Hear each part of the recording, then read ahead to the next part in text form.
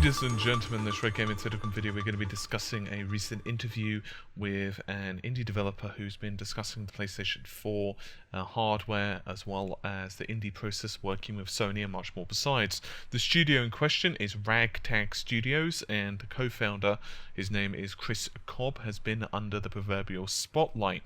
So the first question that was asked is that the title that we're working on, Raise the Dead, is actually not coming out on the Xbox One, but only the PlayStation 4 and a few other systems as well. And why is that? Why didn't they develop for the Xbox One? And Chris responded with, "We haven't decided to skip the Xbox One. We're a small team of only 3 people with nearly a zero budget. So we need to keep the numbers of platforms we can commit to a reasonable number. We would love nothing more than to bring the games of the Xbox One, as well as other platforms after release, on the platforms we've already committed to, which are the PlayStation 4, the PC, the Mac, as well as Linux." So he also pointed out that the fact that the Unity's support for the PlayStation 4 was announced pretty much came at just the right time for them to start porting the title over. Now, another question that was asked is regarding how the title is stacking up versus the PC version, specifically on the GPU side of things. Chris responded, "I suppose it depends on your definition of obsolete. With the lifespan of consoles approaching 10 years, there's no doubt that within a few years the PC GPU will run past what the PS4 ships with. But as have been proven with the PS3, the more time developers have to spend with the system, the more they'll get out of it. I'm sure that towards the end of the life cycle, we will not be able to compete with the PC counterparts, but they should be close enough for all but the strictest of graphical snobs." Next of all, what about developing the PlayStation 4 version with 1080p and 60 frames per second?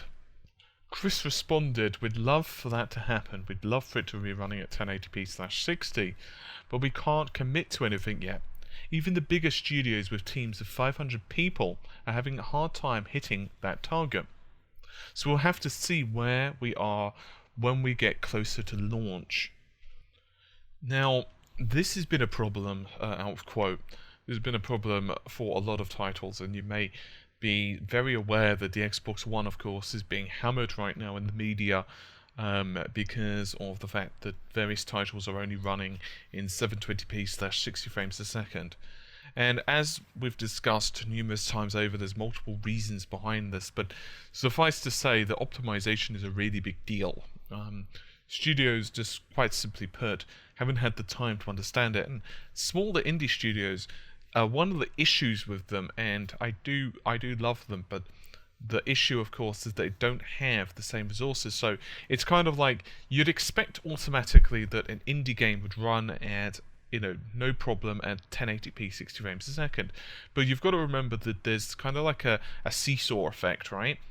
The game is definitely less graphically impressive. It's less, has less texture quality, blah, blah, blah. But the problem is that they're also staffed with less people and with basically a very low budget. And so the problem is that you can't say, well, this game has, worse graphics than this game, so therefore, that the worse graphics will automatically mean the game will run faster and definitely at 1080p. It's actually a case of, well, that still requires optimization. And if you've got fewer people to do that, I mean, just think about it, 3 people. Yeah, that's not many people at all. I could tell you from experience of actually running RGT with basically 3 people, and most of the time just 2 people. It's a hell of a lot of work, because I'm assuming these guys probably have to do other stuff to pay the bills as well. And so it's a lot of work to run pretty much that, design everything, do all the animations, the storyboarding, everything that's required.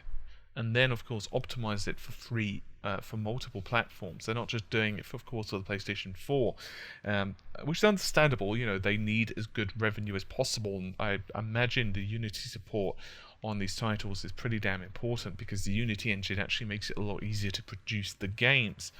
All of this said, Obviously, the PlayStation 4 does make it easier to optimize. We know the Xbox One's having the problems with the ES RAM, most likely, but the PS4 makes it a bit easier because of the larger memory pool.